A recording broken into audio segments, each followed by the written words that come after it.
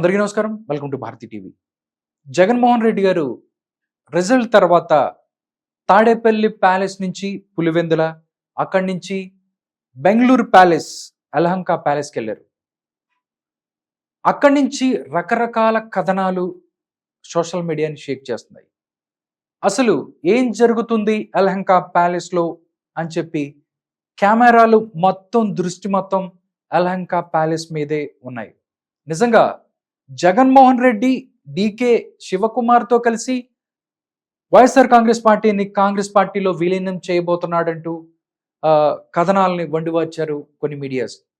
దాని తర్వాత చూసుకున్నట్టయితే ఇప్పుడు అంతకన్నా ఎక్కువ ఏదైతే ఉందో ఆయనకి మానసిక సమస్యలతో బాధపడుతున్నాడు, ఆయనకి సైకలాజికల్ ప్రాబ్లమ్స్ ఉన్నాయి, దానికి సంబంధించే అక్కడ ట్రీట్మెంట్ తీసుకుంటున్నాడు అంటూ వార్తలు వస్తున్నాయి.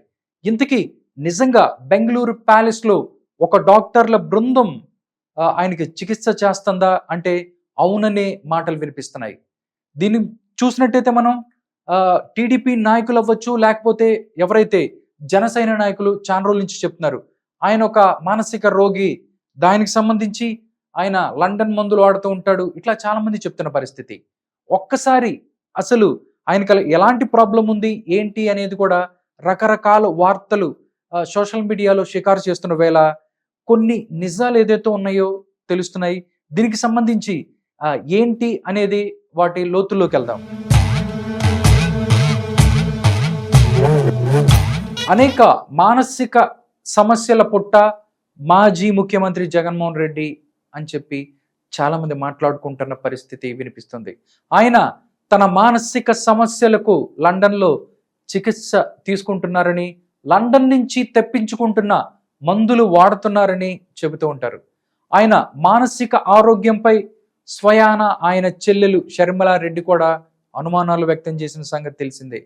జగన్కున్న అతిపెద్ద మానసిక వ్యాధి నార్సిజం అని ఇప్పటికే అనేక మంది మానసిక నిపుణులు ఒక నిర్ణయానికి వచ్చారు.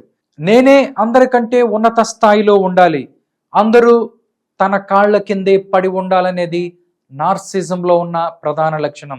ఇప్పుడు జగన్ అధికారం ఎలాగూ పోయింది కాబట్టి నార్సిజం కూడా కాలక్రమేణా అదుపులోకి వచ్చే అవకాశం ఉంది.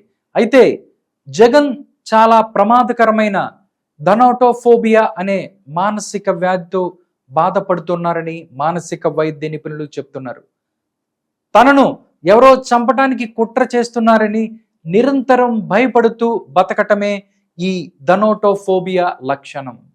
ఈ వ్యాధి తన మనసు మీద పడిన ముద్రల కారణంగా కొంతమందిలో ఏర్పడుతుందని చెప్పి ఈ యొక్క చికిత్స చేసే నిపుణులు ఎవరైతే ఉన్నారో వాళ్ళందరూ కూడా చెప్తున్న పరిస్థితి. జగన్ ఈ మానసిక వ్యాధి బారిన పడటానికి దారితీసిన పరిస్థితులను గమనిస్తే జగన్ తాత రాజారెడ్డి పులివెందల ప్రాంతంలో రాజారెడ్డి రాజ్యాంగాన్ని అమలు చేస్తూ ఉండేవాడు. కరడుగట్టిన ఫ్యాక్షనిస్ట్ అయిన ఆయన్ని ఫ్యాక్షనిజమే బలి తీసుకుంది. ప్రత్యర్థులు రాజారెడ్డిని దారుణంగా హత్య చేశారు. ఈ హత్య జరిగిన సమయంలో జగన్ చాలా చిన్న కుర్రాడు. తాతయ్యతో చాలా సన్నిహితంగా ఉండే జగన్ మనసు మీద ఆ హత్య ముద్ర బాగా పడింది. ఆ తర్వాత జగన్ మనసు మీద పడిన మరో ముద్ర తండ్రి వైఎస్ రాజశేఖర రెడ్డి గారి మరణం.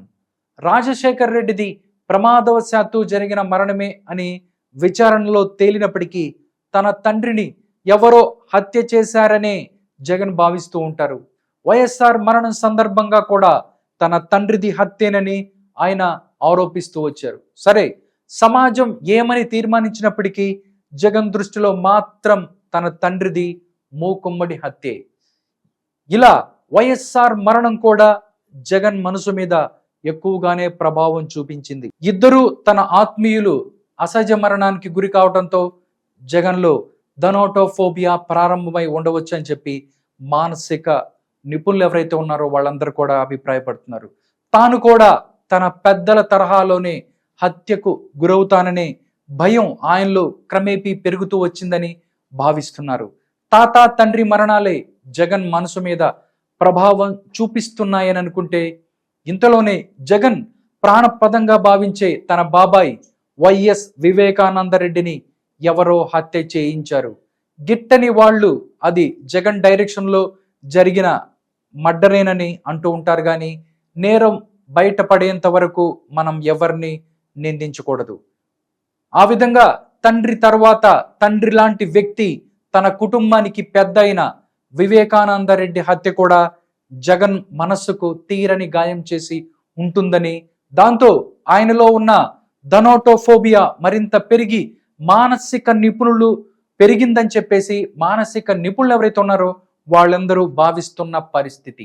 ఈ సంఘటనల ఫలితంగానే జగన్ ప్రాణభయంతో బ్రతుకుతున్నారని చెప్పి అందరూ చెప్పుకుంటున్న పరిస్థితి.